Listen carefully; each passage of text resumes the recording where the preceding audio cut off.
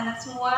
Bagaimana kabarnya hari ini? Semoga kita selalu sehat walafiat, selalu dalam lindungan Allah yang Maha Kuasa, dan yang pasti kita harus tetap semangat. Pada pembelajaran kali ini kita akan belajar tema 2, yaitu udara bersih bagi kesehatan. Subtema 2, cara tubuh mengolah udara bersih.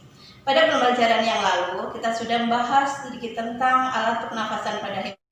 Perhatikan gambar berikut ini. Dalam gambar ada seorang anak yang sedang menikmati udara segar. Udara bisa terasa segar karena di tempat tersebut banyak mengandung oksigen.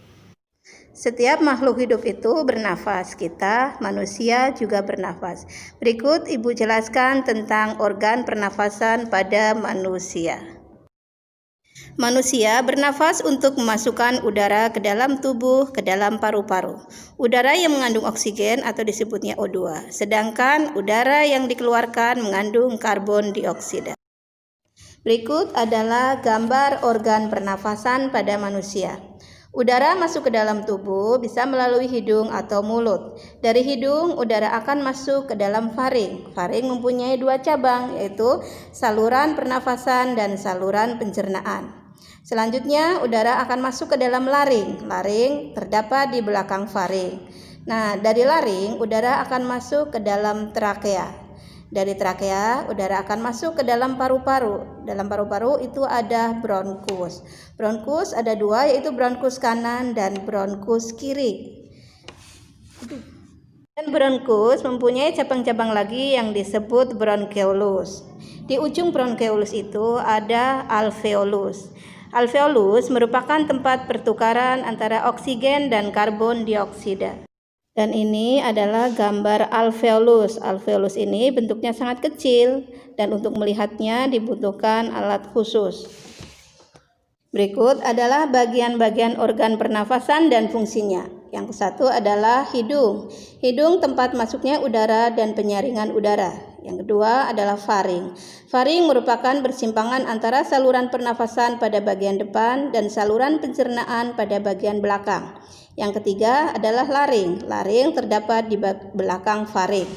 Yang keempat adalah batang tenggorokan atau trakea. Pada trakea terdapat jaringan yang disebut silia yang akan bergerak dan mendorong keluar debu-debu dan bakteri yang masuk. Yang kelima adalah bronkus. Bronkus merupakan percabangan dari trakea serta menuju paru-paru kanan dan kiri. Yang keenam adalah paru-paru. Dalam paru-paru ada bronkeolus. Bronkeolus merupakan percabangan dari bronkus. Nah, ujung bronkus ini adalah alveolus. Alveolus merupakan tempat terjadinya pertukaran oksigen dan karbon dioksida.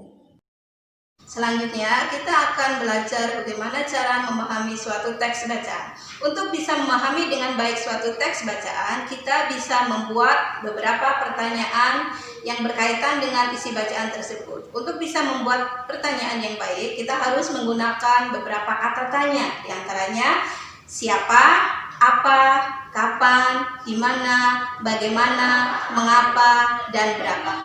Berikut adalah beberapa kata tanya dan cara penggunaannya. Berikut adalah daftar kata tanya dan penggunaannya. Yang pertama adalah kata tanya apa. Kata tanya apa digunakan untuk menanyakan nama-nama benda, sebab, akibat, judul, atau tema. Yang selanjutnya adalah kata tanya di mana. Kata tanya di mana untuk menanyakan tempat atau latar. Selanjutnya kata tanya kapan. Kata tanya kapan digunakan untuk menanyakan waktu kejadian suatu peristiwa. Selanjutnya kata tanya siapa. Kata tanya siapa digunakan untuk menanyakan tokoh utama atau tokoh pendukung. Selanjutnya kata tanya mengapa. Kata tanya mengapa digunakan untuk menanyakan alasan suatu masalah dalam teks. Kemudian kata tanya bagaimana. Kata tanya bagaimana digunakan untuk menanyakan cara membuat, proses, urutan, pendapat, atau sikap.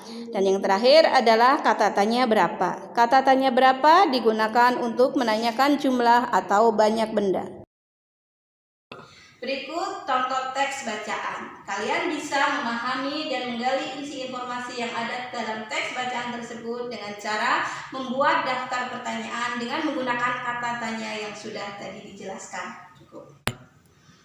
Untuk bisa memahami dengan baik materi-materi yang sudah kita pelajari, kalian bisa berlatih menjawab soal-soal berikut ini.